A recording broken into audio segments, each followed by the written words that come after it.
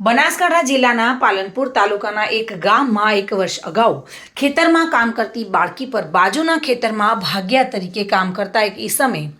મોઢું દબાવીને બળાત્કાર ગુજાર્યો હતો, જે કેસમાં પાલનપુરની કોર્ટે આરોપીને દોષિત ઠેરવી તેને 20 વર્ષની સખત કેદની સજા અને 50,000 રૂપિયાનો દંડ ફટકાર્યો છે। જો કે આ કોર્ટ દ્વારા તાજેતરમાં જ 2 જુદા જુદા દુષ્કર્મના ગુનામાં આરોપીઓને કેદની સજા કરવામાં આવી હતી। પાલનપુર પંથકના એક ગામમાં મજૂરી કરીને પરિવારનું ગુજરાન ચલાવતા પરિવારની 10 વર્ષની દીકરી ગત સપ્ટેમ્બર 2023ના પોતાના ખેતરમાં સવારના સમયે પશુઓને ચારો નાખી રહી હતી અને આ દરમિયાન બાજુના ખેતરમાં ભાગ્યા તરીકે કામ કરતો રાપતાભાઈ રાજાભાઈ ખોખરિયા, જે અમીરગઢ તાલુકાનો હતો, અને આ બાળકીની એકલતાનો લાભ ઉઠાવી તેને નીચે પાડી તેનું મોઢું દબાવી બળાત્કાર ગુજાર્યો હતો, જેને લઈને બાળકીએ બૂમાબૂમ કરતા આજુબાજુથી તેના પરિવારો દોડી આવતા આરોપી નાસી છૂટ્યો હતો અને આ બનાવ અંગે આરોપી વિરુદ્ધ પાલનપુર તાલુકા પોલીસ મથકે ગુનો દાખલ કરવામાં આવ્યો હતો, જે કેસ પાલનપુરની સ્પેશિયલ પોક્સો કોર્ટમાં ચાલી જતા ન્યાયાધીશ અમિત જે કાનાણીએ સરકારી વકીલ જશુભાઈ એસ પટેલની ધારદાર રજૂઆતો અને આધાર પુરાવાને ધ્યાને લઈને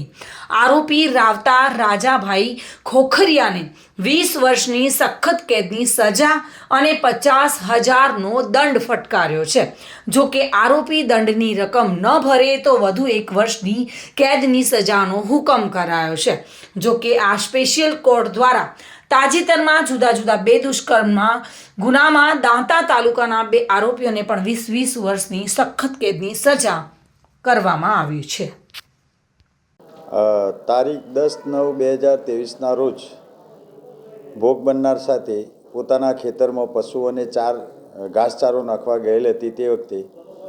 તેના પશુઓના છાપરા જોડે આ કામના આરોપી રાવતાભાઈ રાજાભાઈ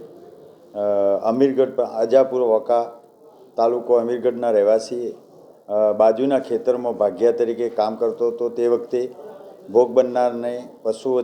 પશુઓને ઘાસચારો નાખતી તે વખતે તેને પકડીને તેની સાથે દુષ્કર્મ કરેલું અને તેને બૂમાબૂમ કરતા, તેથી તેના ઘરવાળા તેની માતાને ત્યાં દોડી જતો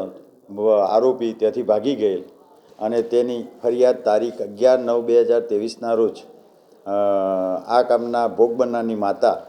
માતાએ ફરિયાદ આપેલી, જે પાલનપુર પંથકના હતા, અને તે ત્રીજા એડિશનલ સેશન જજ કાનાણી સાહેબે આ કેસને ચાલી જતા પ્રોસિક્યુશન તરફે પુરાવો રજૂ કરતા મેડિકલ એવિડન્સ તેના સાથેના સંયોગી પુરાવાને ધ્યાને લઈ આ કામના આરોપીને 376(b)માં આજીવન કેદ અને પોક્સો કલમ 4માં આજીવન કેદ 20 વર્ષની સજા ફટકારી છે, અને 50,000નો દંડ કરેલ છે। જો દંડ ન ભરે તો 1 વર્ષની વધુ સજાની કરેલ છે।